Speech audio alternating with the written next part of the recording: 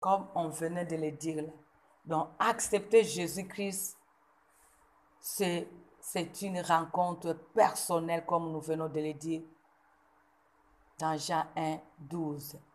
Si tu acceptes Jésus-Christ étant Seigneur et Sauveur, tu seras sauvé. Donc, nous l'acceptons personnellement en croyant qu'il est le seul et l'unique et le véritable Dieu. Nous l'acceptons Jésus-Christ par la foi, c'est-à-dire il est un Dieu invisible, mais nous le croyons qu'il existe. C'est pour cela qu'il a crié.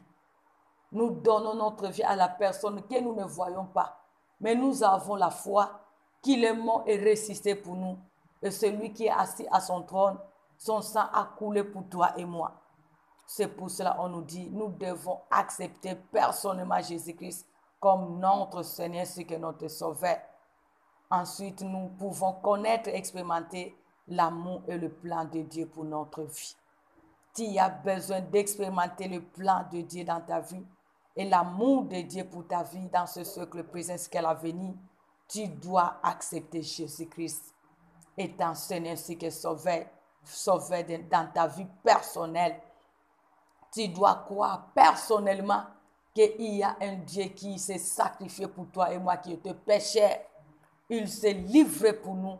Il a tout donné pour toi et moi. Nous qui étions abandonnés, nous qui étaient rejetés, oubliés, éloignés de Dieu, tel que nous venons le lire dans le 3e loi, c'est Christ qui est mort pour nous. Donc croyons, ayons la foi qu'il y a quelqu'un qui est mort pour nous. Lorsque tu vas croire, c'est alors que tu vas expérimenter son amour et son plan se réaliser dans ta vie. Mais lorsque tu n'as pas la foi en lui, tu peux crier, tu peux parler, c'est en vain. Mais tu dois faire la rencontre personnelle. Si tu crois, il sera ton Seigneur et Sauveur. Mais si tu ne crois pas, ça sera impossible de vivre son plan ainsi que son amour dans ta vie. On nous dit, quand nous acceptons Jésus-Christ, nous expérimentons une nouvelle naissance. Jean 3, 1 à 8. Tu peux lire Jean 3, 1, 8 à 8. Amen. Mais il y a eu un homme d'entre les pharisiens nommé Nicodème, un chef des Juifs, qui vint auprès de Jésus de nuit et lui dit, Rabbi, nous savons que tu es docteur venu de Dieu, car personne ne peut faire ces miracles que tu fais, si Dieu n'est avec toi. Jésus lui répondit, en vérité, je te le dis, si un homme naît de nouveau, il ne peut voir le royaume de Dieu. Nicodème lui dit, comment un homme peut-il naître quand il est vieux? Peut-il rentrer dans le sein de sa mère et naître? Jésus répondit, en vérité, je te le dis, si un homme est né d'eau et d'esprit, il ne peut entrer dans le royaume de Dieu. Ce qui est né de la chair est chair, et ce qui est né de l'esprit est esprit. Ne t'étonne pas que je t'ai dit, il faut que vous naissiez de nouveau. Le vent souffle où il veut, et tu en entends le bruit. Jusqu'à 8e verset. Le vent souffle où il veut, et tu en entends le bruit, mais tu ne sais où ni où il va. Il en est ainsi de tout homme qui est né de l'esprit. Parole du Seigneur. Que Dieu vous bénisse. Ici, c'était Nicodème, l'homme docteur de la loi, lorsqu'il est venu chercher à rencontrer Jésus. Il avait aussi besoin de lui qu'il puisse accepter Jésus-Christ étant Seigneur Sauveur dans sa vie. Et lorsqu'il a écouté devenir une nouvelle créature, la nouvelle naissance, on nous dit que cet homme était étonné. Il a demandé comment moi qui suis grand, je peux encore entrer dans le ventre de ma mère pour naître encore de nouveau. La chose qui est impossible. Donc, lorsque nous acceptons Jésus-Christ étant Seigneur et Sauveur, nous expérimentons une nouvelle naissance. Parce que la Bible même nous dit que si quelqu'un est en Christ, il devient une nouvelle créature. Les choses anciennes sont passées et toutes choses sont devenues nouvelles. Le jour que tu vas accepter Jésus dans son esprit sauveur, sache que ton passé est déjà passé. La vie de l'Égypte est déjà passée. Tu n'es plus la même personne, mais tu es devenu une nouvelle créature, une nouvelle personne qui a la capacité d'expérimenter l'amour et le plan de Dieu sur sa vie. Donc ce n'est pas rentrer dans le ventre de nos mères, mais c'est spirituellement. C'est pour cela là, tu vois que même quelqu'un qui a reçu Jésus-Christ, qui a donné vraiment réellement sa vie à Jésus-Christ, il est transformé. C'est le spirituel qui commande le physique. Même les gens qui sont à côté de lui, ils verront les œuvres de la transformation. C'est pour cela qu'on nous dit une nouvelle naissance. Il va expérimenter une nouvelle naissance. Les choses qu'il était incapable d'haïr, ce qui n'était pas bon aux yeux de l'Éternel, la personne là sera en mesure de les haïr. Ce que la personne n'arrivait pas à faire avec Dieu, il va commencer à le faire. Les gens verront la transformation dans la vie de cette personne. C'est pour cela, des fois, moi, je me donne en disant que j'ai fait 20 ans dans le Seigneur, 25 ans, 10 ans. Mais si tu regardes la vie de cette personne qui demeure le même, sache que la personne n'a pas encore rencontré personnellement Jésus-Christ dans sa vie. Parce que celui vraiment qui a fait cette rencontre d'un cœur dévoué, cette personne ne peut pas rester le même. Personne n'a rencontré Jésus-Christ en restant le même. Il faut que quelque chose se passe dans sa vie. C'est pour cela, à des fois, nous regardons, il y a beaucoup qui ont reçu Jésus-Christ, peut-être poussés par les gens, peut-être influencés par l'entourage, peut-être parce il part seulement à l'église. Mais si tu fais vraiment ta rencontre personnelle avec Jésus-Christ, tu l'acceptes étant son ainsi que son Père, tu l'acceptes par la foi que réellement c'est lui qui est le véritable, le sauveur qui t'a sauvé. Peuple de Dieu, tu dois subir la transformation. Il faut qu'il y ait le changement dans ta vie. Même ton caractère va changer, ton comportement va changer parce qu'à des fois, les gens disent même c'est impossible, ce caractère, si on te regarde, non, il est comme son père, il est comme sa mère. Mais si tu reçois Jésus, ce caractère-là va se libérer aussi ta vie. Parce qu'on est avec des caractères, mais le comportement, on acquis ça. Mais si réellement Jésus-Christ prend le devant de ta vie, il siège en toi, ton corps devient son temple, les gens verront le changement. Les gens verront le changement, quel que soit ce que tu as hérité à ton père qui est mauvais. Mais toi, tu vas vaincre cela. Et les gens verront le changement dans ta vie. Les gens verront la transformation en toi. Les gens verront une nouvelle créature dans tes actes, dans tes pensées, tes paroles. Mais si jusqu'à ce jour, moi je vois d'autres gens disent que non, si je me fâche, oh, si tu te fâches, donc jusque-là tu es la personne là de l'Égypte. Parce que si on t'attend seulement de fâcher, vous verrez ma vraie nature. Donc jusque-là, tu n'as pas encore subi la transformation. Parce que si tu as subi la transformation, même si tu étais un homme, une femme colérique lorsque tu étais dans le monde, dans le Seigneur, quelle que soit sa situation, tu vas te maîtriser. Parce que le fruit de l'Esprit seront là pour t'apaiser. Le Saint-Esprit sera là pour te dire que non, tu n'es pas cet homme-là qui doit agir de la sorte. Et même toi, tu verras que non, lorsque je ne pouvais pas, mais avec l'aide du Saint-Esprit, je puis. C'est pour cela que tu verras même les autres te disent que non, vraiment c'est moi qui ai résisté devant cette situation. Vraiment Dieu m'a fait grâce, je ne suis plus les mêmes. Parce que même notre transformation, ce n'est pas aux gens de nous dire ça. Nous-mêmes aussi, nous devons savoir si nous avons changé ou non.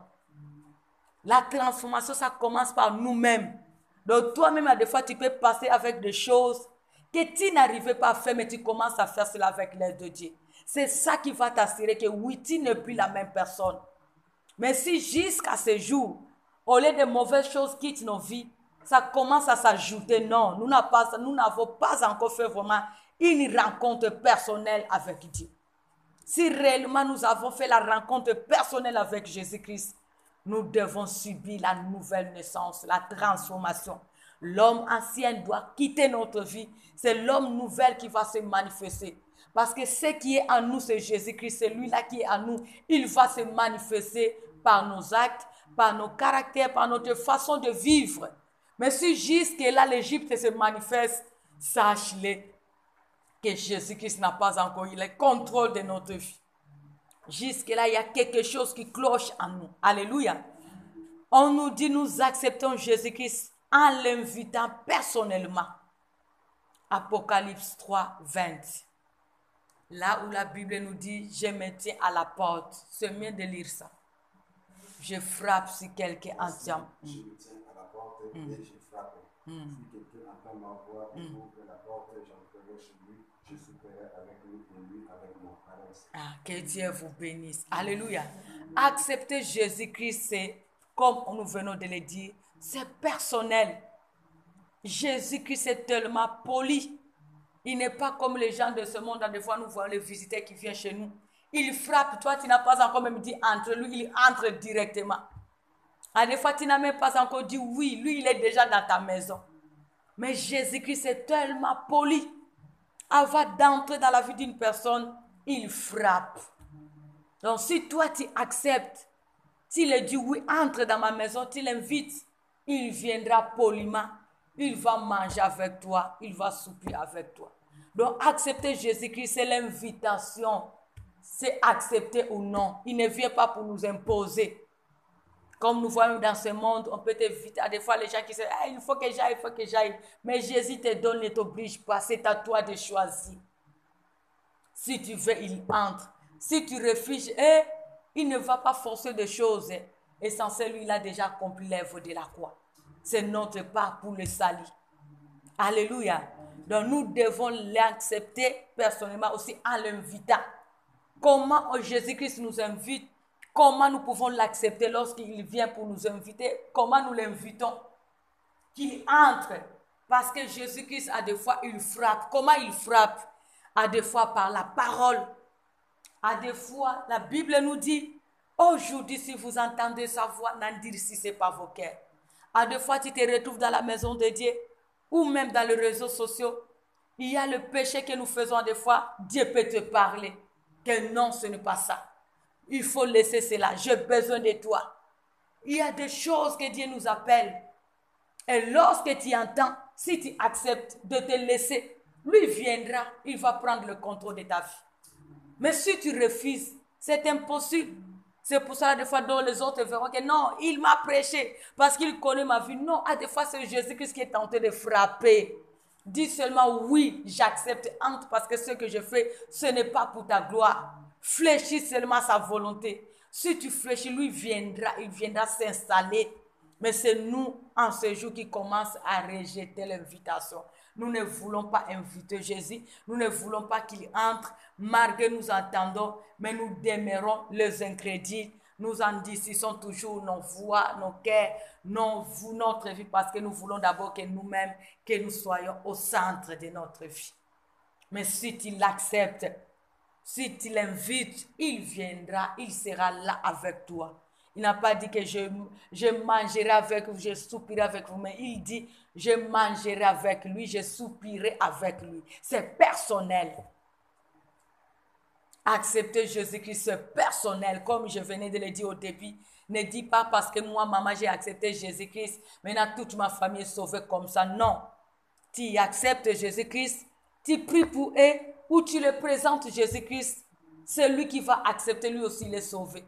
Mais personne n'a le pouvoir de sauver son enfant, son mari, sa femme comme ça, que comme moi j'ai Jésus-Christ, lui aussi, le dernier jour, il sera sauvé. Non, il faut qu'il fléchisse personnellement. Il faut qu'il fasse sa rencontre personnelle avec Jésus-Christ pour sauver son âme. Nous, notre part, comme Dieu nous a dit, nous devons commencer à Jérusalem, c'est prier pour eux, que Dieu touche les cœurs, que Dieu puisse les convaincre, afin qu'eux aussi puissent faire cette rencontre que nous avons faite avec Jésus-Christ pour qu'ils soient sauvés. Mais si nous disons seulement, ma famille, oui, qu'ils fassent leur vie, moi j'ai pris pour eux, Dieu va les sauver. Non, Dieu va les sauver s'ils fléchissent à la volonté de Dieu. S'ils refusent, ça sera toujours impossible. Nous prions que Dieu touche les cœurs, mais qu'eux-mêmes ouvrent leurs portes, qu'ils ouvrent leurs cœurs, qu'ils aient la foi en acceptant, qu'ils acceptent de tous les cœurs que viens, entre. Je t'accepte, je te reçois. viens dans ma maison qui est mon corps, viens habiter. C'est ça qui sera leur salut. Mais ce n'est pas parce que moi j'ai reçu Jésus directement que tout le monde ira au ciel. Non. Ils doivent faire les rencontres personnelles avec Jésus-Christ. C'est pour cela que nous devons toujours prier pour nos frères et sœurs qui demeurent dans l'incrédulité. Parce que malgré nous prions, nous avons reçu Jésus-Christ. Si elles ne font pas cette rencontre, ça sera impossible pour que leurs âmes soient sauvées. Alléluia. Il ne suffit pas simplement d'être d'accord avec les enseignements de Jésus. Accepter Jésus veut dire nous détournons de nous-mêmes pour nous tourner vers Dieu. Alléluia. Se repentir. Donc accepter Jésus-Christ. Donc nous devons nous sacrifier nous-mêmes de tout pour tourner vers Dieu. Nous devons tout abandonner, tout quitter. C'est pour cela, lorsque cet homme riche avait vu Jésus, nous demandait qu'est-ce que je dois faire pour hériter le royaume. Alléluia. Nous devons d'abord tout quitter. Alléluia. Nous devons nous repentir, nous devons laisser tout ce qui est de nous pour tourner vers Dieu, pour donner notre vie à Dieu. Nous devons abandonner tout ce qui est de mauvais, tout ce qui est de ce monde pour nous donner à Jésus-Christ, car c'est lui qui s'est donné pour nous. Nous aussi, nous avons notre part. Lui, il a déjà fait sa part à la croix. Maintenant, c'est nous pour sauver nos âmes. Nous devons nous détourner de nous pour tourner vers notre Dieu, afin que nos âmes soient sauvées. Nous faisons confiance à Jésus-Christ pour qu'il vienne dans notre vie et pardonne nos péchés. Lorsque tu vas te repentir, lorsque tu vas tourner vers Dieu, aie confiance que Jésus-Christ est là pour pardonner nos péchés. Alléluia.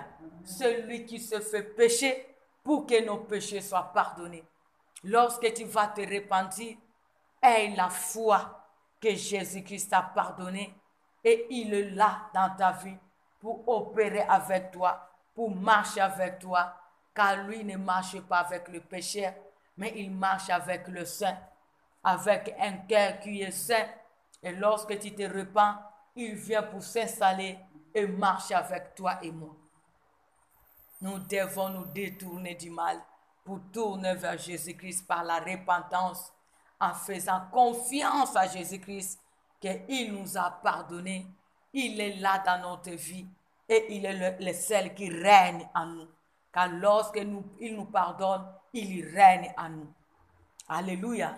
Nous permettons à Jésus-Christ de faire de nous ce qu'il veut que nous soyons. Alléluia. Lorsque nous nous repentons et nous donnons notre vie à Jésus-Christ, nous les permettons de faire de nous ce qu'il veut que nous soyons. Parce que c'est lui qui est le souverain potier. Nous sommes que les argiles entre ses mains. Lorsque tu te détournes de toi-même, tu tournes vers Dieu, sache que c'est lui seul qui va faire de toi l'homme qu'il veut ou la femme qu'il veut. Parce que jusqu'à ce jour, si nous n'arrivons pas à nous détourner, nous allons continuer du jour au jour à diriger nos vies et à contrôler notre vie. Comme les images là que nous avons vues la fois passée. Une vie qui est contrôlée. Ici, on nous dit, les deux images représentent des genres de vie. Les premières images, c'est la vie dirigée par soi-même. Nous voyons là où la personne est assise à la siège et il met la croix en dehors de sa maison. C'est-à-dire Jésus-Christ est en dehors de sa vie. L'homme est lui-même au centre de sa vie. Il dirige lui-même les aspects de sa vie. Donc lorsque Jésus-Christ n'est pas au centre de notre vie, sachons-nous que c'est nous-mêmes qui dirigeons notre vie. Lorsque nous refusons de l'accepter dans son sauveur personnel dans notre vie, sache-le que Jésus-Christ ne règne pas en nous. C'est nous-mêmes qui sommes tentés de diriger. C'est nous-mêmes qui sommes tentés de contrôler tous les aspects de notre vie. C'est pour cela que tu verras que la personne, malgré peut se dire qu'il est chrétien, serviteur, servant de Dieu. Mais tu verras que ses œuvres ne marchent pas en conformité à la parole de Dieu. Les matins, ce qu'il veut faire, il le fait. Le soir, ce qu'il veut faire, il le fait. Mais dans sa bouche, Jésus-Christ.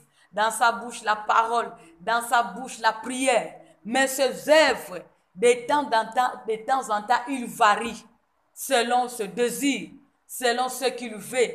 Si le matin il veut prier, il prie. Si le matin, demain, il refuse de prier, il refuse. Si ce dimanche, il décide de venir à l'église, il est là. Si le dimanche prochain, il refuse. Donc, selon les aspects de sa vie. Donc, lui-même, il prend la décision de sa vie. Lui-même, il décide en tout. Alléluia. Même il peut être même dans l'ensemble. La parole de Dieu sort. Mais pour lui dire, il s'en fout. Si le jour-là, il refuse. Même, il a tellement écouté Dieu parler. Mais lorsqu'il va sortir, il va faire ce que son cœur désire. C'est une vie dirigée par soi-même. Jusque-là, si nous regardons toi et moi notre vie, si jusque-là, nous sommes tentés de faire les actes selon nous-mêmes, sache-le que jusque-là, Jésus-Christ ne règne pas en nous. Jésus-Christ ne dirige pas notre vie. La Bible, on nous dit que le résultat est souvent un manque d'harmonie et de la friction. C'est pour cela que tu verras les gens qui dirigent eux-mêmes leur vie. Ils sont toujours insatisfaits. Alléluia. Et ils ne sont pas dans la paix. Malgré qu'ils disent que ce sont mes efforts, c'est moi. Mais à chaque moment, ils sont bloqués. À chaque moment, ils sont dans le trouble. À chaque moment, ils fournissent les efforts, mais jusque-là, leur joie n'a jamais été parfaite. Le matin, je dis, ça traîne. Je ne peux pas aller voler parce que j'ai besoin de l'argent urgent.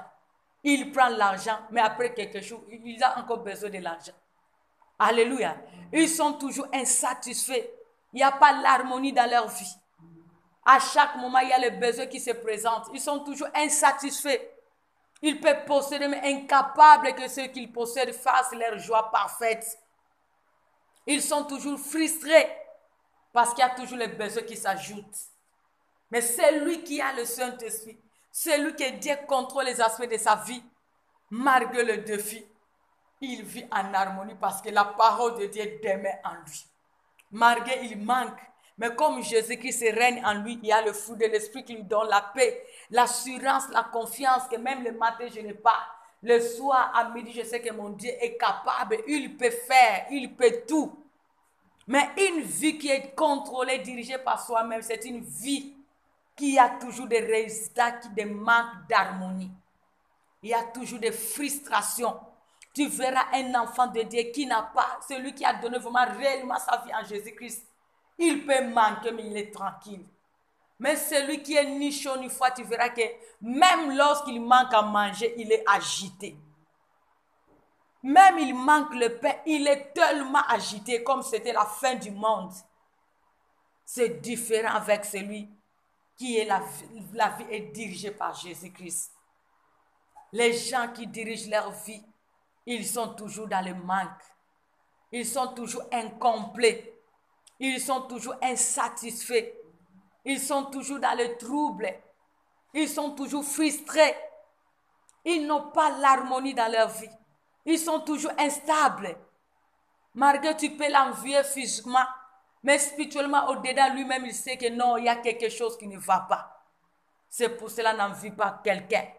Parce que tu ne le connais pas et tu ne sais pas ce qui se passe en lui.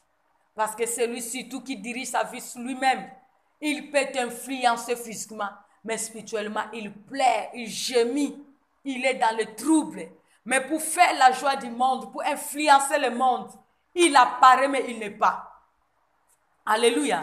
Mais celui qui a la vie dirigée par Jésus-Christ, il est, qu'il ait ou non, il est tranquille. Parce qu'il a confiance en Dieu. Alléluia.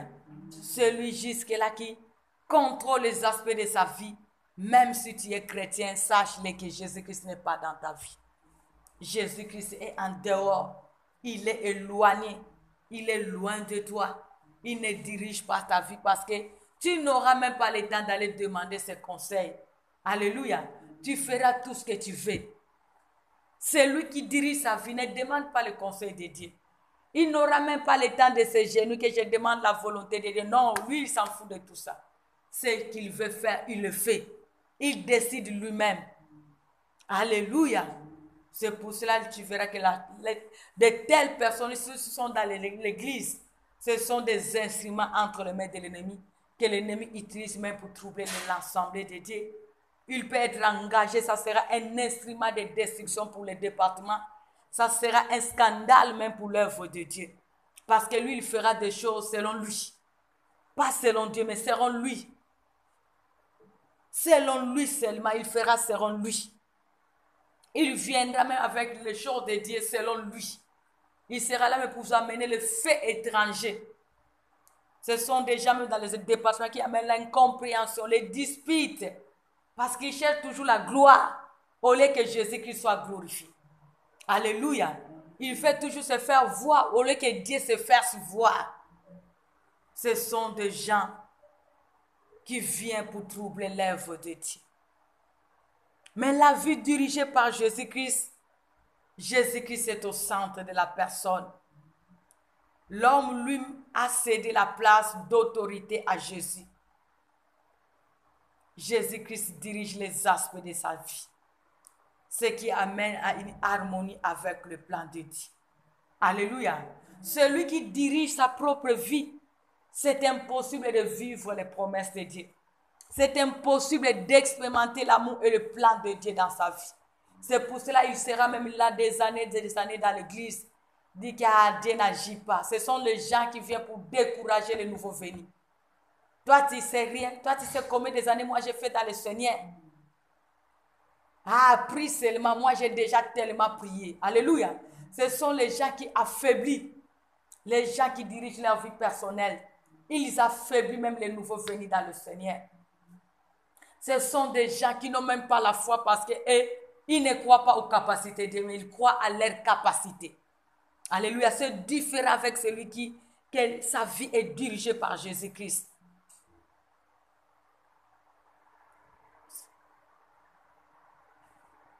Celui qui a la vie qui est dirigée en Jésus-Christ, il vit dans l'harmonie et il est obligé de vivre les plans de Dieu dans sa vie. Parce que Dieu va voir son intérêt dans la vie de la personne. Dieu sera là pour manifester son amour dans la vie de cette personne. La personne va expérimenter. C'est pour cela que tu verras que même cette personne qui a laissé sa place à Jésus-Christ, c'est une personne, il faut faire très attention lorsque tu te moques de lui. Il faut faire tellement attention à la personne qui a laissé vraiment sa vie dirigée par Jésus-Christ. Ne touche pas sa vie, ne te moque pas de lui. Même le matin, tu le vois manquer. Le matin, tu le vois mépriser. Tu ne trouves rien qui peut t'attirer. Une personne qui a laissé sa vie à Jésus-Christ, qui a laissé la place à Jésus-Christ de contrôler les aspects de sa vie, c'est un danger permanent dans le monde des ténèbres. Alléluia. C'est une personne qui fait toujours bouleverser le monde des ténèbres. C'est une personne que Dieu vient toujours pour manifester son amour ainsi que son plan dans sa vie. C'est pour ça que vous pouvez vous réunir contre cette personne. Mais à la fin, vous-même, vous avez changé d'avis. On croyait. Donc, lorsque toi, tu crois que la personne-là sera enterrée, mais Dieu lui donne encore la vie. Lorsque toi, tu crois que cette personne-là, c'est fini pour lui, c'est fini pour elle, Dieu vient encore faire de grandes choses dans la vie de cette personne.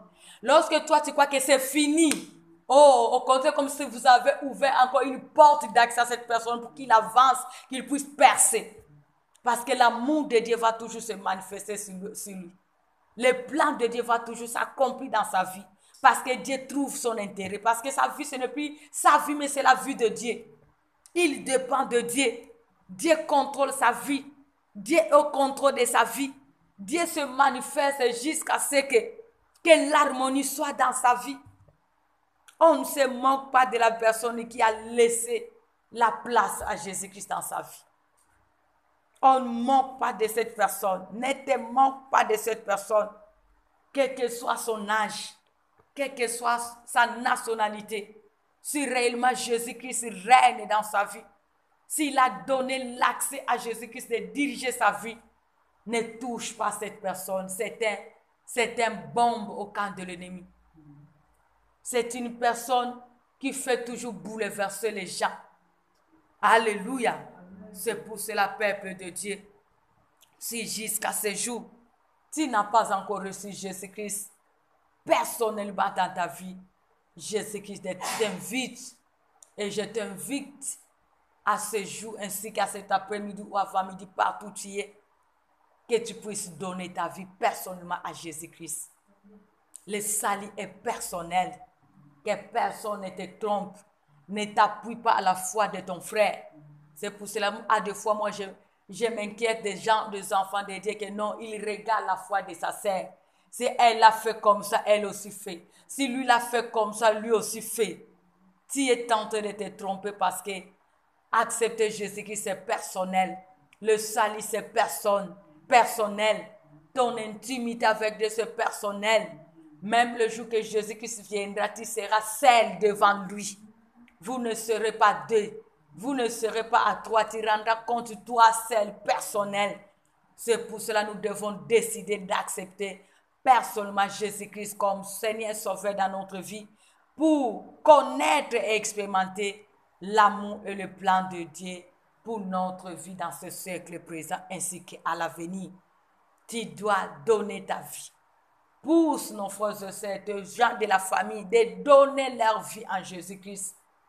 Prions pour eux, gloire à Dieu, mais il faut toujours aussi les parler. Recevez Jésus-Christ étant Seigneur ainsi que Sauveur.